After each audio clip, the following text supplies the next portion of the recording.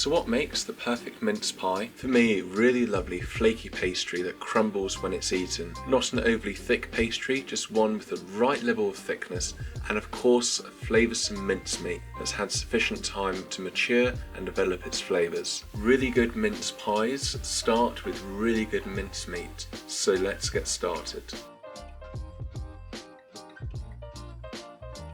My recipe requires gentle cooking, but the most crucial element is preparing your ingredients well so they get to know each other when the mincemeat is left to mature. I've set myself up a large mixing bowl, and the first thing I do is cut up really finely some cooking apples. If you have a favourite type of apple, then you can put it in. I found that these standard cooking apples work really well. Once you're happy you've got these finely diced, add to your bowl, followed by some suet and a selection of sultanas, raisins and currants. Next, some candied peel and some soft dark brown sugar. Zest of orange and lemon can go in, and the juice as well. Add some whole almonds, which I thinly slice, mixed ground spice and some cinnamon. You need to give this a really good mix in a bowl. Tightly wrap some kitchen foil on top. I'm going to put this in the oven for 3 hours to cook really gently. Make sure your bowl is oven proof though. After this period of time, you can see the suet has cooked out and the ingredients have really gotten to know each other. This mincemeat looks amazing and it's very easy to do. You want to leave this to cool down a bit and then carefully spoon into a large jar. This can mature up to a year, which is good to know. I'll be eating mine far sooner than that though.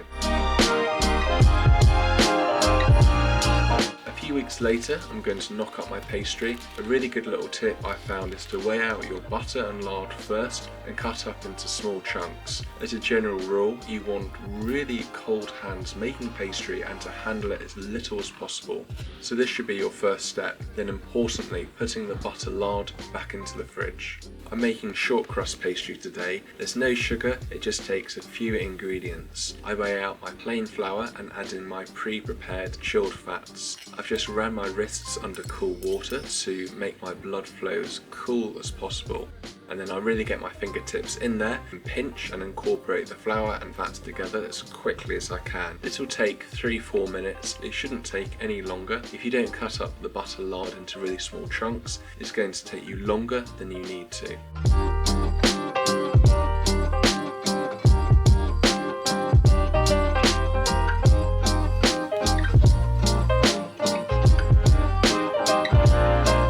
Once you've got a mixture that resembles fine breadcrumbs, ice cold water can be added in. I'd recommend 4 tablespoons to start with. You can always add more.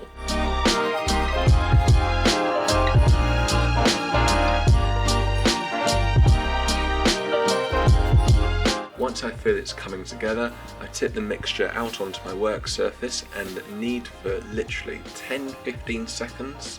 I will now place this into the fridge to rest. Good tip is to flatten the mixture down a little bit, just to make it a little bit easier when you roll it out. Wrap it in cling film, then I'm going to put it in the fridge for 20 to 30 minutes. I'll halve this mixture, but to make things easier for myself, I use a marble base as it's cooler and 2 sheets of baking parchment. This avoids using too much flour. I love this trick and it works so well. Roll it out until you've achieved a 3 to 4 mil thickness. Be patient in achieving this, as there's nothing worse than a thick pastry. Once you're happy with this, grease your tin and then use your larger cutter, mine's about 7.5 centimeters, to create your base. My baking tins are around 6 centimeters in diameter. Cut all of these out and then use your finger to mold and shape the pastry in the tins so they're nice and tight. Next you can roll out your tops.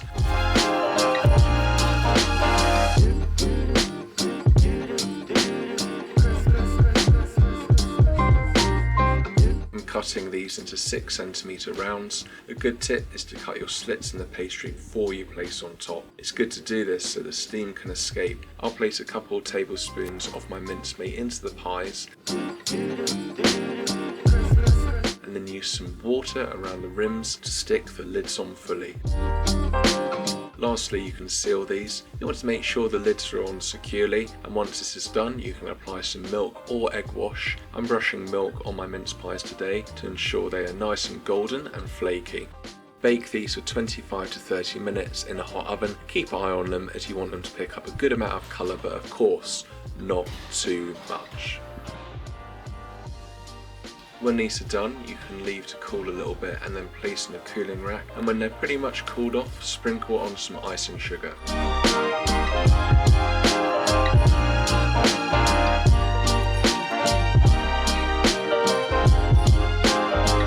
Perfect for Christmas, homemade mince pies you can't beat. I hope my guide from start to finish inspires you to make these yourself. If you like this video, please hit the like button and subscribe. Happy festive cooking, fellow foodies.